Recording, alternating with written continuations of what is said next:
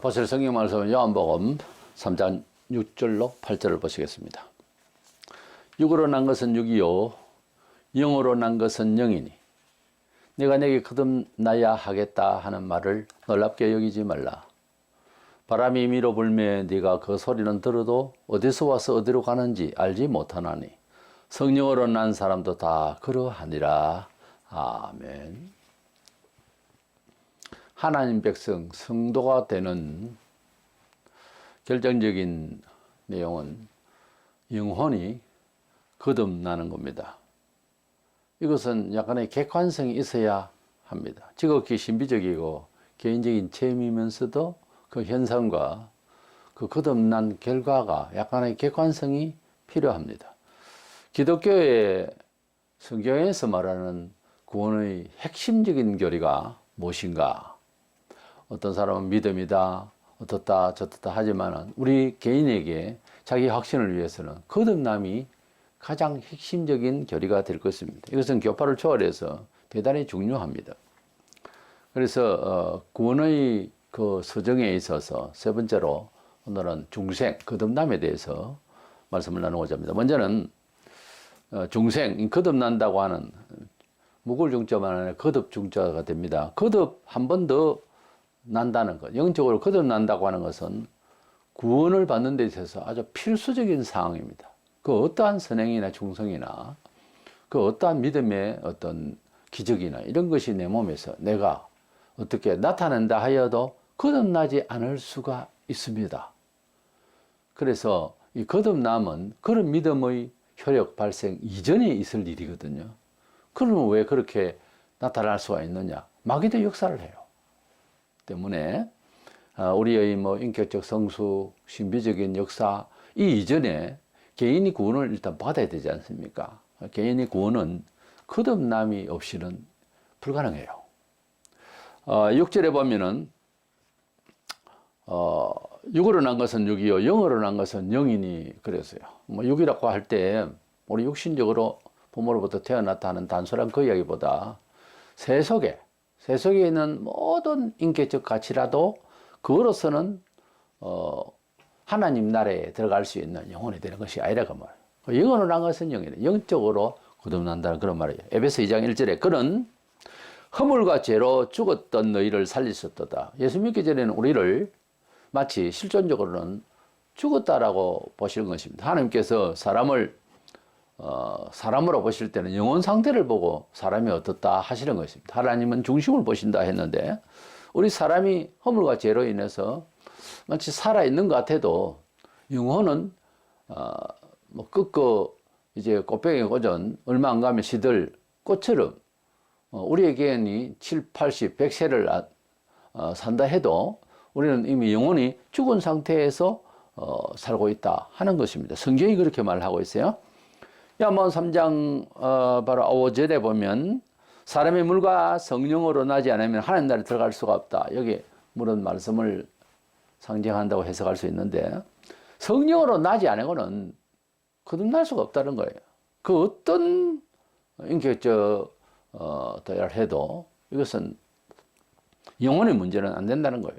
그래서 하나님의 백성 곧 기독교 성도가 된다는 실존적인 내용은 로마서 8장 9절에 누구든지 그리스도의 영이 없으면 그리스도의 사람이 아니라 크리스찬이라고 할 때는 교회를 다니는 사람, 무슨 직분을 가진 사람 이런 게 아니고 누구든지 그리스도의 영이 없으면 그리스도의 사람이 아니라 그랬어요. 결국은 그리스도인은 다른 말로는 종교적인 용어로 영적인 사람이라는 거죠. 그 영적이라는 사람은 감성이 풍부하다 이 말이 아니고 영혼이 살아있는 영적인 사람이다 하는 뜻입니다. 그래서 이 중생이라고 하는 것은 성경 여러 군데서 볼 때에 하나님 백성들은 아주 특별히 이 거듭나지 않으면은 하나님 나라를 볼 수도 없고 그에 대한 말을 할 수가 없다는 거죠. 들어갈 수가 없다는 거예요. 그래서 우리의 인격적 갖춤이나 소위 교회에서 말하는 성화되어서 그래서 완성을 이루어서 하늘나라 가는 것이 아니고 거듭나야 된다는 거예요. 어떤 집에 충성된 종이 있고 아무리 해도 그 집이 난 자식이 좀 비록 부족하더라도 되를 잇는 겁니다. 그와 같이 일단 하나님의 자녀로서 거듭나는 것을 다시 태어나는 것으로. 영어로는 리본이라고 하죠. 본, 태어나는데 리본, 한 번 더 태어난다. 영적으로.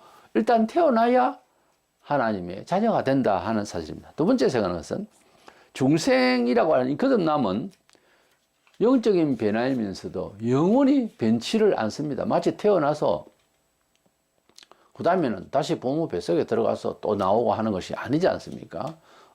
오늘 읽은 본장 요한복음 3장에 밤중에 유대인의 관원이 조용히 찾아와서 대화 중에 이 말씀을 하셨습니다. 거듭나야 된다라고 할 때, 그럼 사람이 어머니 뱃속에 들어갔다 나와야 되는 겁니까? 뭐 그래 할 수 있어서가 아니고 그렇게밖에 생각을 못 한다는 거죠, 세상은. 근데 영적으로 거듭나는 것은 인격 수양이 아니고 실질적으로 태어나는 겁니다. 그러니까 눈이 감겨져 있었는데 탁 눈을 뜬 것과 같이 그렇게 이제 이것이 하나님 뜻이다. 이것이 세속적이다.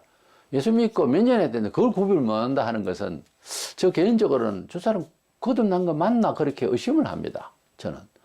왜냐하면 그건 불을 받고 은혜를 받고 크게 감동이 되고 영적으로 분별력이 있고 이래서 아는 것이 아니고 하나님의 자녀가 되었다면 몇 년이 되고 이러면 아이가 자라면서 특별한 기억이나 이런 경우가 아닌다면은 분별력이 있잖아요.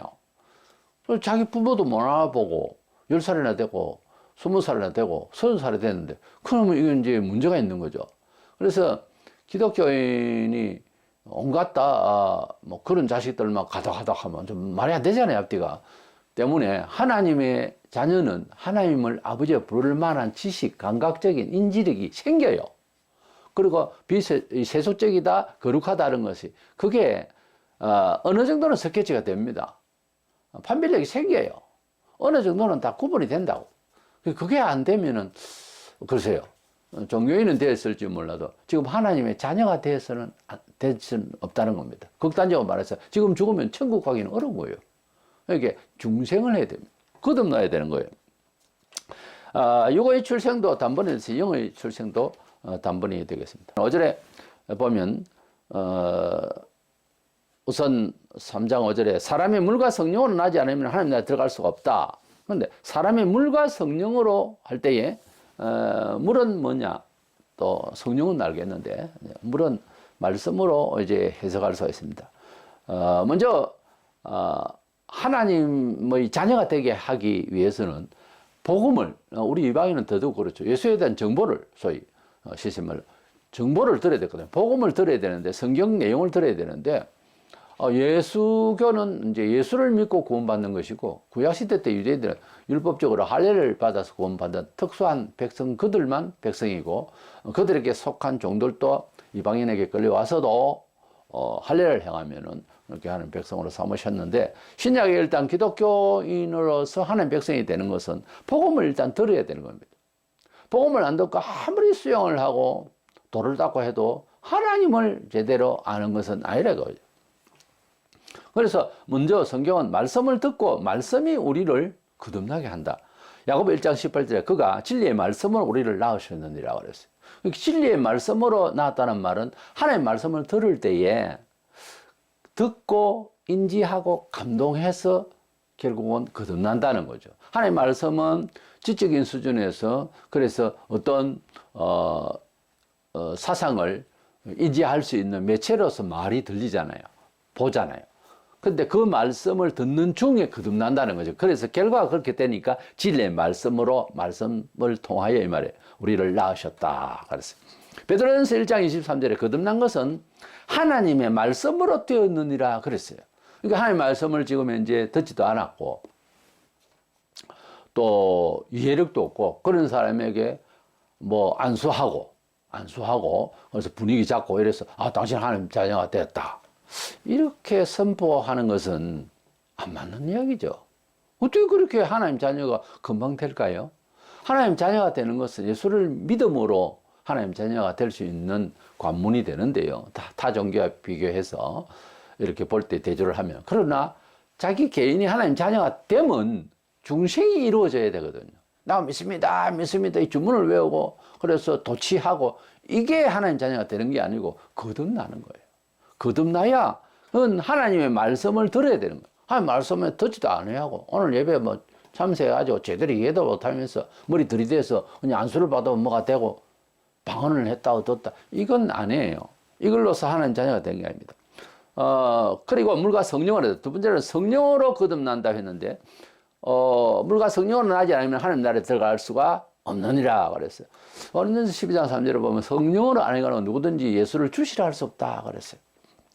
거듭나지도 아니했고 성령의 감동, 좀 더 과학적으로 말해서 감각도 없으면서 예수님을 구주로 믿는다라고 말했다면 그건 따라하는 거예요. 흉내내는 거예요.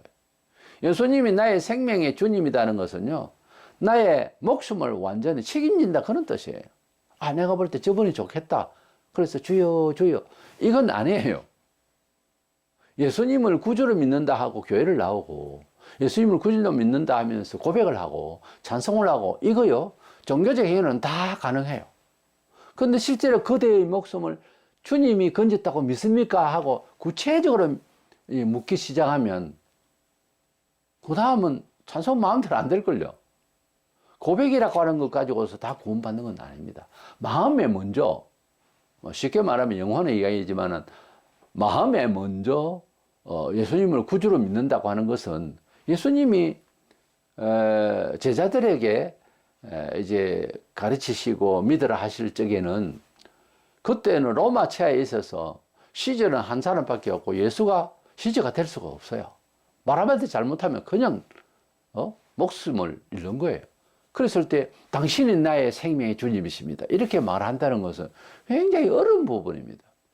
그리고 유대인들은 외식 중에 있었기 때문에 구약 배경을 깔고 있어서 뭐 선지자 같으면 선지자다워야 될 건데 그것도 아니고 뭐 목수 아들로 나와가지고서 내가 하나님 아들이다 나를 믿어 구원받는다 이 말을 받아들인다고 하는 것은 사회상식적으로 우선 허용이 안 돼요.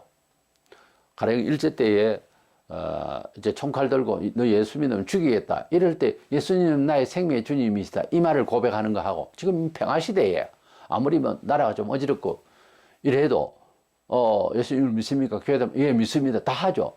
그러나 총칼을 딱 들이대면 문제가 달라집니다. 아, 그거는 선교할 사람만 하는 것이지 아니에요. 혹 선교할 자리에 못 가지더라도 마음만은 분명히 지금 뚜렷하게 이야기할 수 있어야 되는 거예요. 지금부터 겁이 나고 아직까지 뭐 정치적 핍박도 없는데도 벌써 뭐 다른 사람을 변명을 하고 말이 많으면은 그 예수 믿는 거 맞아요. 그 예수님을 믿는다고 하는 것은 생명 전부를 주님께 드려도 아낌없다는 마음이 마음속에 있어야 그게 예수님이 나의 구주라고 하는 말은요, 주인 주자입니다. 나를 구원한 주인이라는 거예요. 나는 마귀의 지배하에서 쇠사슬을 묶여서 종노를 하다가 풀려났다는 거예요. 그 주인 나를 위해 희생을 했다는 거예요. 죽음으로. 부활하셨지만은 그 예수님이 나의 주인이 되게. 맞잖아요. 논리적으로 예수님보다 더 귀한 분이 있어요. 부모가 날 구원할 수 있겠어요? 그럼 마귀의 지배할 수 있을 때에 그런 남의 종으로서 강력한 힘으로 종노를 하고 있는데 이스라엘 백성들이 400년 동안 애굽에서 종노를 할 때 스스로 못 나왔어요. 하나님께서 모세를 통해 지도자를 통해서 이제 끌고 오게 하신 하나님이시죠. 모세가 한 것은 아니고 홍해 앞에서도 그냥 나갈 수가 없어요. 그러나 홍해를 갈라놓은 거 보세요. 하나님께서 구원을 하셨지 사람이 할 수가 없는 거예요. 아무리 능력을 행하고 해도 안 되는 거예요. 오직 예수의 피로. 그래서 예수의 피를 상징하는 양을 잡아서 피를 문설주에 발라서 이스라엘 백성이나 여러 가지 기적을 해가고 모세가 다 했어요. 해도 안 되는데 뭘. 구원이라고 하는 것은 능력을 행하고 뭐 이런 걸 가지고 되는 것이 아니고 예수의 피로 하나님의 은혜로 하나님의 언약으로 되어지는 겁니다. 진행해 나갈 때에 그 어떠한 것도 막을 수가 없어요. 하나님께서 지으신 만물이 우리로 하여금 불안하게 하고 어떻게 뭐 산이 막히고 또 뭐 물이 막히고 안 됩니다. 하나님께서 천하보다 귀한 생명을 지금 끌고 가고 있기 때문에 홍해가 갈라져야지 당연히 원론적으로 그렇습니다. 이래서 우리가 하나님의 자녀가 된다고 하는 것은 성령으로 거듭나서 이제 하나님의 자녀가 된다고 하는 사실, 이 신비로운 일, 사람의 어떤 말로서 또 인격으로서 안 되고 성령은 제3위 하나님이십니다. 역시 하나님께서 우리를 거듭나게 하신다. 영혼이 그러면 다 있느냐? 다 있어요. 근데 죽은 상태에서 기능을 발휘하지 못합니다. 뭐 흉내를 내고 종교적인 어떤 일을 하고 신비적인 체험을 하고 자기가 교조도 하지만 이 영혼이 하나님 앞에서 거듭나지 않으면 죽은 상태에서 마치 시체가 무슨 말을 하면 얼마나 무섭겠습니까? 죽은 시체가 눈을 감고 말도 못하는 끄떡끄떡 하면 얼마나 무서워요.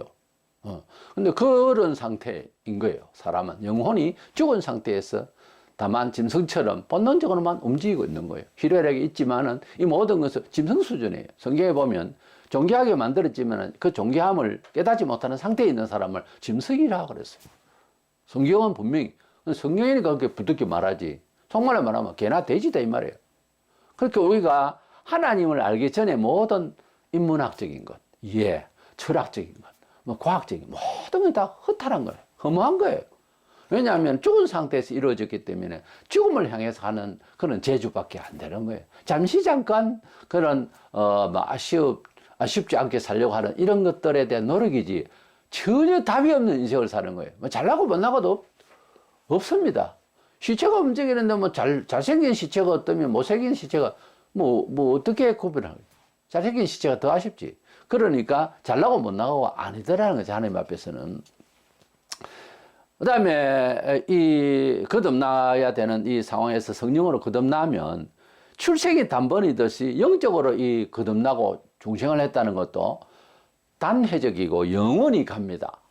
뭐 불교식으로 혹은 뭐 수양으로 깨닫는 것 무슨 이런 것들이 아니고 우리 하나님 앞에서 거듭나는 것은 굉장히 그 객관성이 있고 또 남이 볼 때도 완전 달라진 목표의식.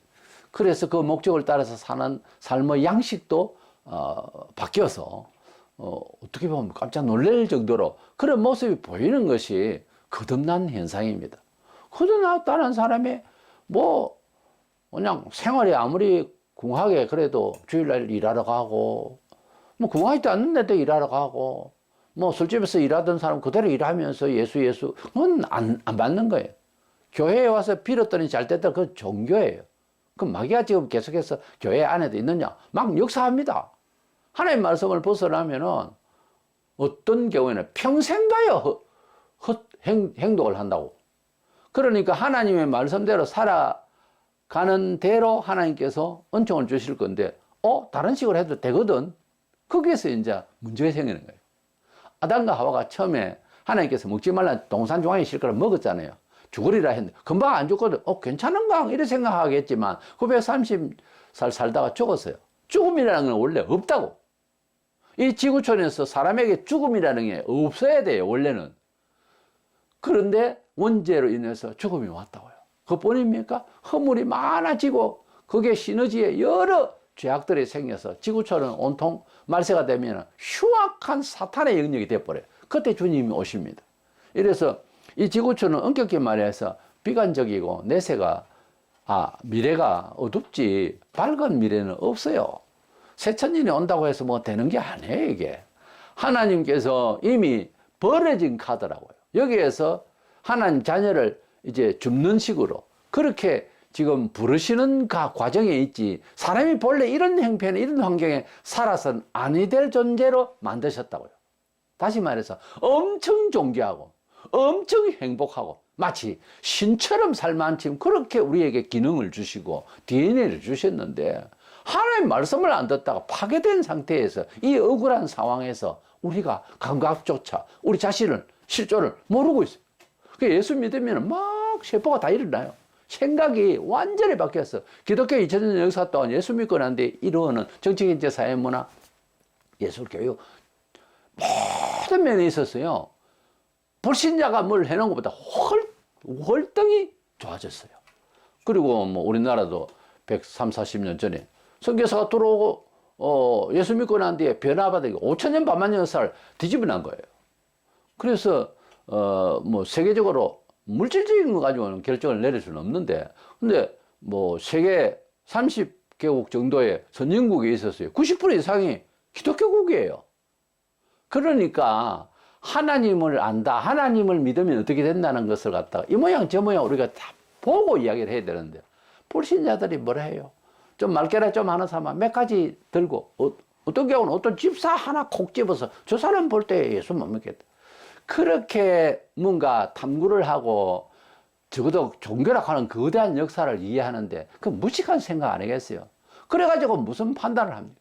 우리가 인터넷을 통해서도 그런 위해가 많습니다.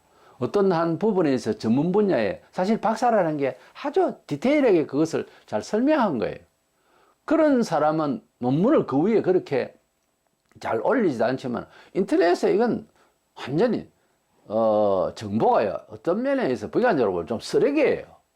인터넷을 떠날 수는 없지만 그걸 그냥 믿고 인터넷 박사라고 소위 이거 안 되는 겁니다. 이거 위험한 얘기예요. 예수라고 치보세요. 옳게 말한 구절이 몇 군데 있는지.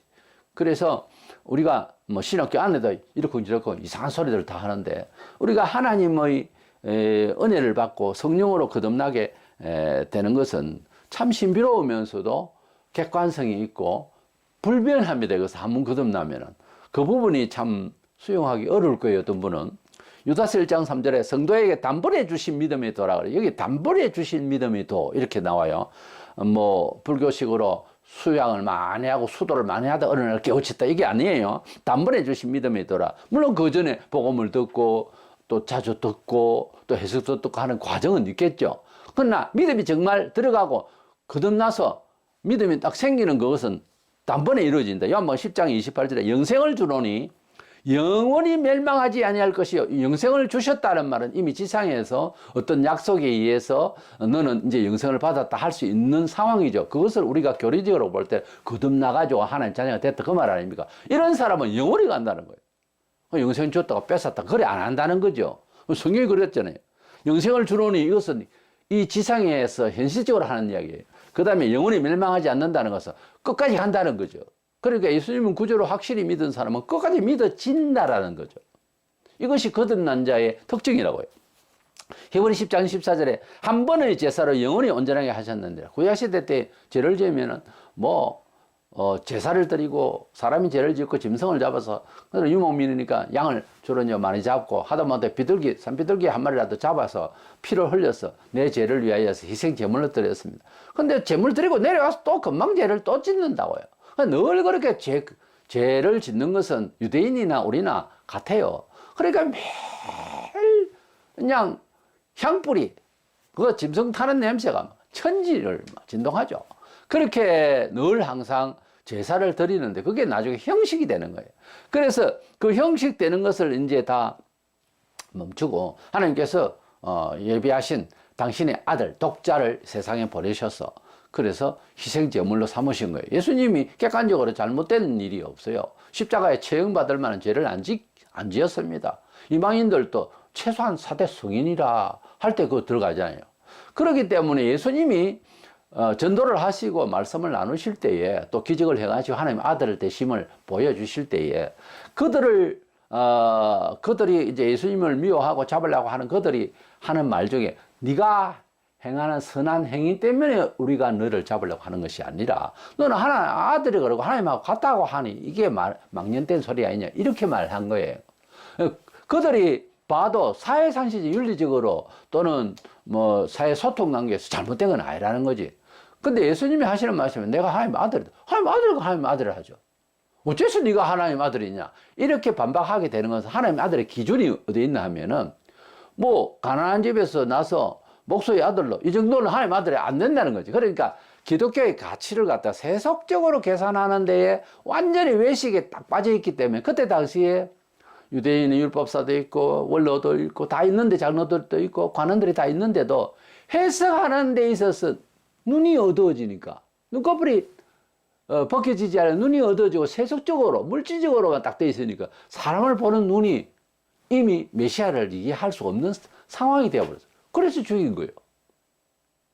로마가 싫어서 죽인 것까지 아닙니다. 빌라도도 안 죽이려고 그랬어요, 처음에. 그러니까 예수님을 어떻게 인식하느냐가 지금도 마찬가지로 우리의 눈이 각 가정에서 또는 자기의 인생사에서 어떻게 눈이 어두워졌느냐에 따라서 예수를 예수답게 그리고 예수와 나 사이 나답게 되어지는 과정이 사람마다 좀 차이가 나요. 어떤 사람은 별로 세상에 깊이 빠져있지 않는 사람은 아니 백지에 그림 그리듯이 어린아이 때가 그렇게 복음 전하기가 좋아요. 잘 교육하기가 좋아요. 참 좋은 기회예요, 어린아이가. 그러니까 그 맑을 때에 이렇게 믿는 것하고 세상에 아주 과학에 빠졌다든지 아주 어떤 종교에 빠졌다든지 아주 사상이 잘못됐다든지 잘못됐다기보다 그는 세속적으로 되어 있다. 이런 사람들이 변화를 받기가 굉장히 힘들어요. 그 인격적으로 못돼서 하고 관련이 없습니다. 그 영이 그렇게 불편하죠. 충동이 더 많단 말이에요. 충격이. 문화적 충돌이라고. 이게 일어나 주변도 조직적으로도 변화받고 이제 몸을 신변을 바꾼다는 것이 굉장히 어려운 각 가정마다 다 다른데 개인마다. 그러나 한 번은 바뀌어야 돼요. 너무 모질게 힘들게 바꾼 사람은 너무 큰 은혜를 받을 수가 있고요. 하나님 공정하시거든. 조금만 바뀐 사람은 조금의 은혜를 받겠죠. 분명히 그렇습니다. 근데 왜 나만 이렇게 점장이 집에 태어나서 예수 믿기 위해서 내가 이렇게 괴로울까? 그렇게 말할 것 없고, 그렇기 때문에 그 변화에 우리 편에 수고를 할까요? 수고. 그런 개혁 운동을 피 흘리는 혁명을 일어났다면 사람에게 어떻게 해서 예수 믿는 것은 어떤 혁명에 속해요. 피 흘림이 없이는 제3이 없는 데라고. 피 흘리듯 정말 이렇게 되었으면 더 많은 은혜를 받을 수가 있습니다. 세속적으로 너무 많이 강하면 예수 믿기가 힘든데 힘든 만큼 또 힘을 다해서 다 할 수 있도록 돼 있어요. 사람은. 되면 더 큰 은혜를 받을 수 있어요. 예수 믿어. 저 사람은 나보다 더 잘 믿지. 그건 그렇게 따질 게 아니에요. 그 사람은 그렇게 믿기까지는 엄청난 힘이 들었어요. 이제 본인도 분명히 변화받아야 될 것이 있는데 자꾸 그 숙제를 미루고 있는 거예요. 한꺼번에 되나요, 숙제가? 그러니까 차근차근히 변화를 먹도록 해야 됩니다.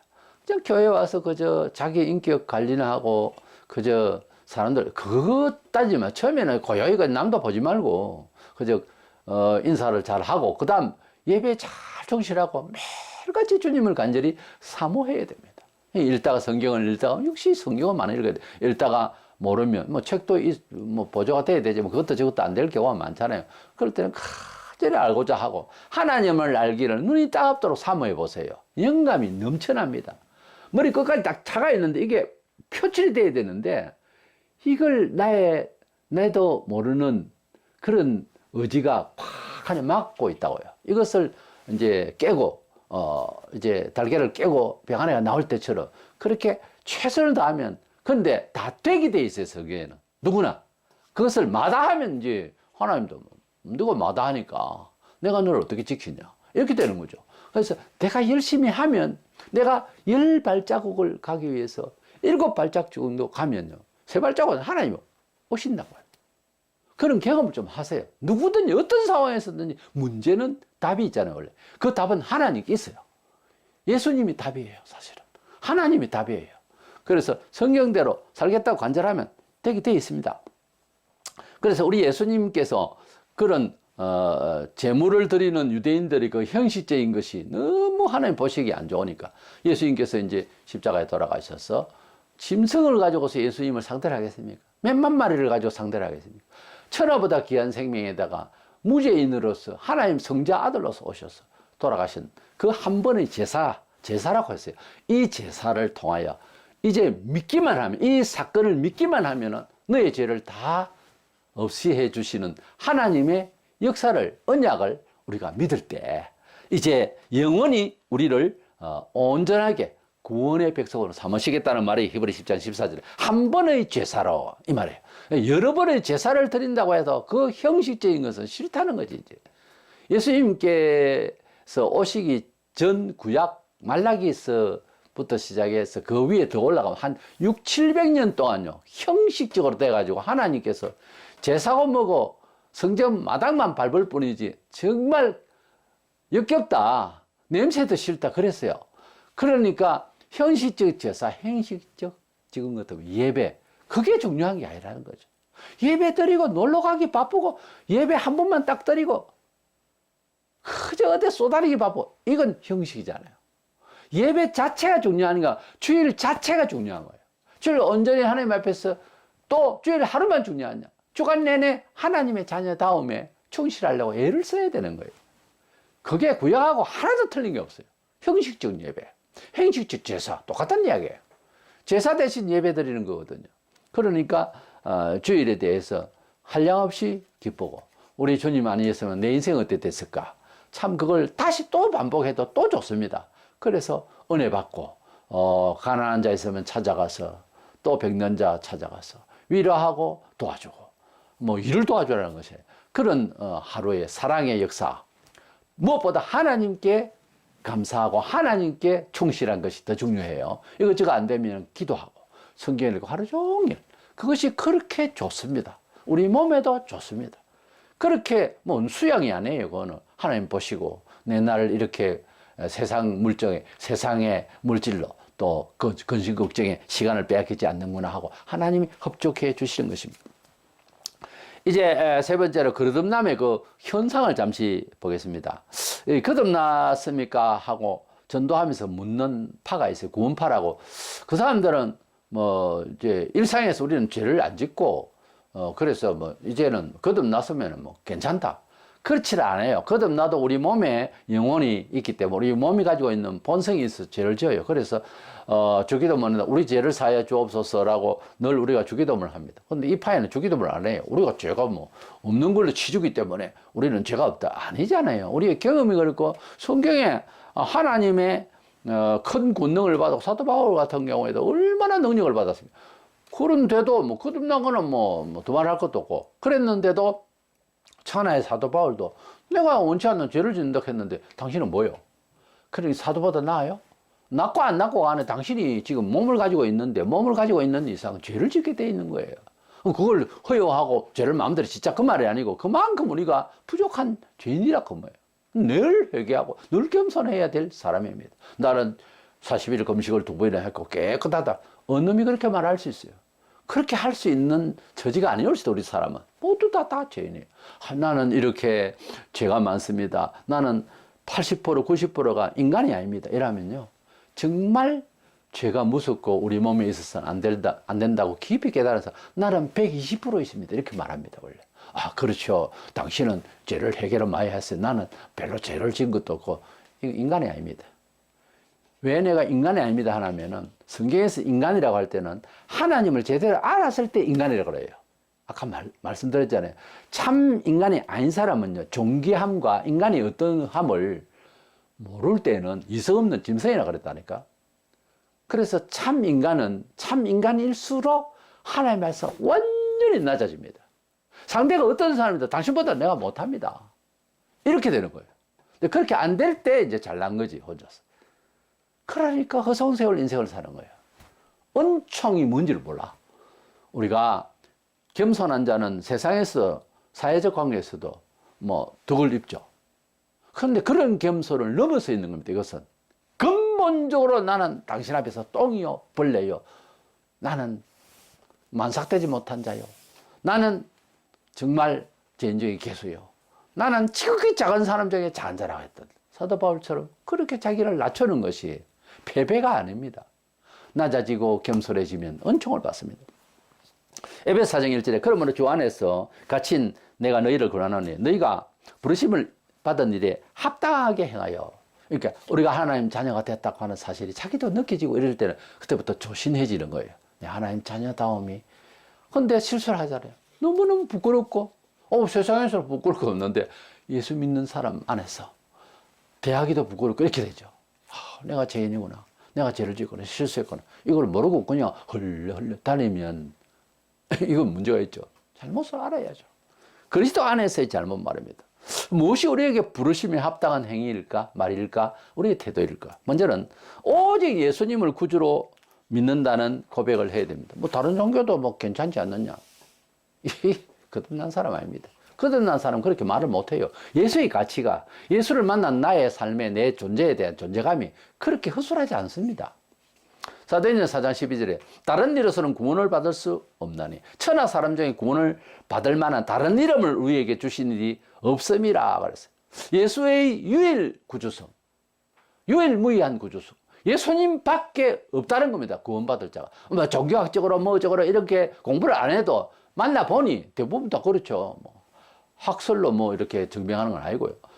예수님만 아는 사람이 없겠다는 생각이 완벽하게 들어버립니다. 그래서 예수님만 오직 구주다. 우리 부모가 예수 믿으니까 나는 교회를 다닌다.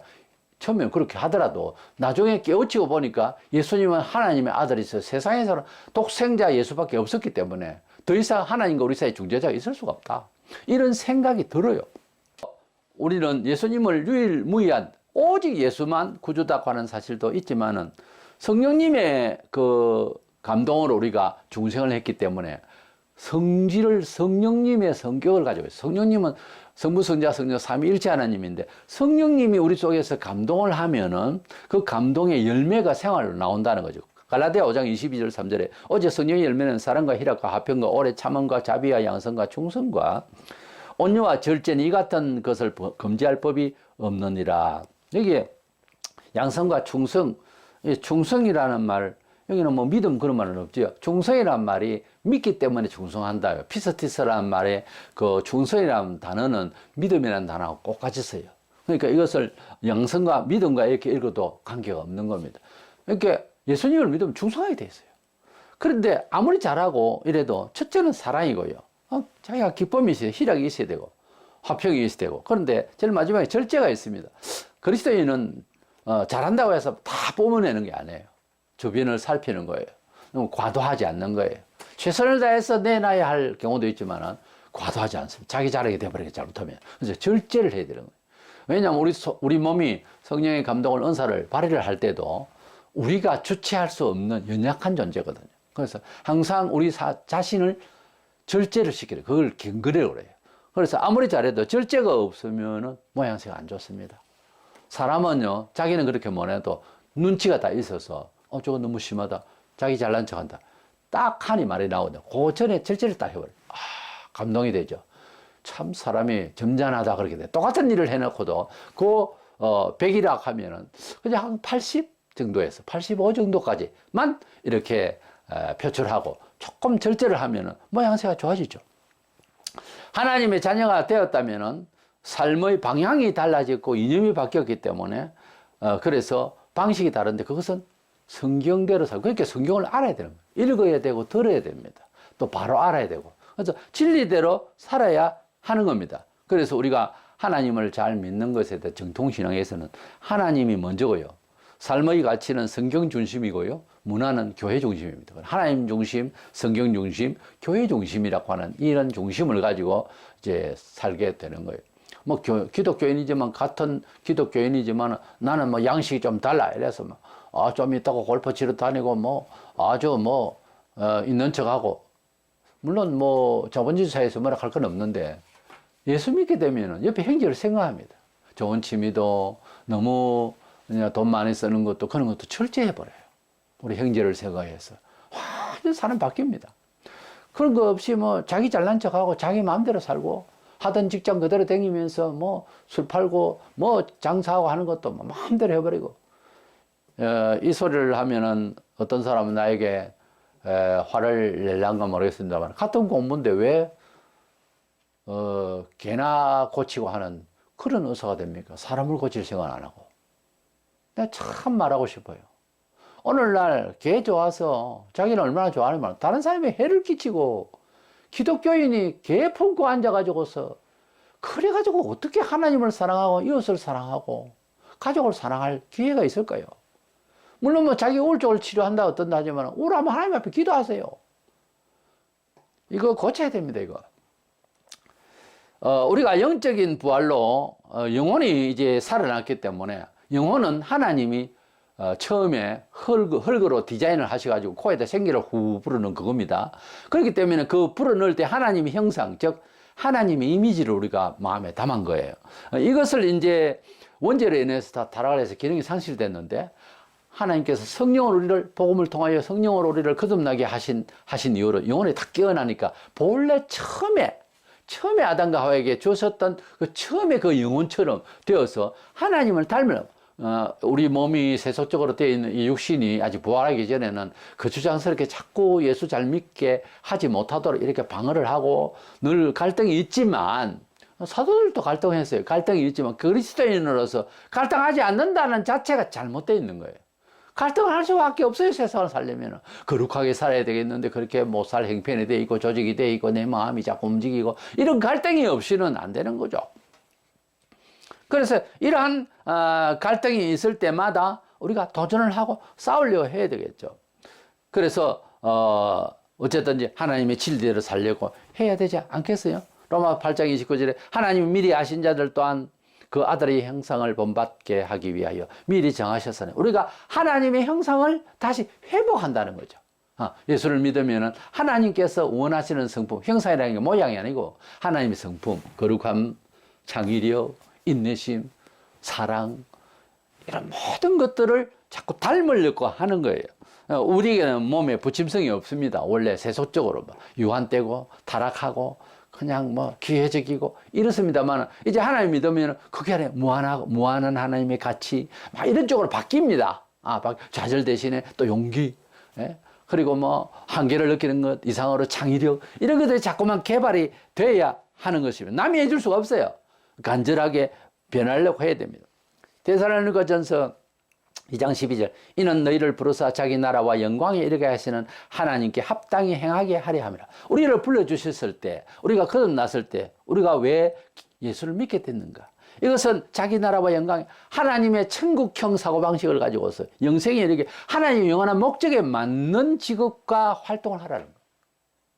문학을 하든지 예술 여러 과학적인 분야 건축 분야 모든 문화생활의 다양한 측면에서 하나님 없이 만들고 이해하고 이렇게 활동하던 것이요 하나님이 계시고 내 마음에 구주가 예수님이 구주가 돼서 주인이 딱 돼버리면 주님께 물어봐가면서 해요. 일일이 다 물어봐가면서 즉각 답을 얻는다기보다 성경을 가지고 우리 삶의 매너리니까 이 말씀대로 근거를 할 때 야, 이게 술 장사하는 게 맞나? 아니면 안 하는 거죠. 당장에 굶어 죽을 것 같아도 안 그래. 그렇지 않습니다.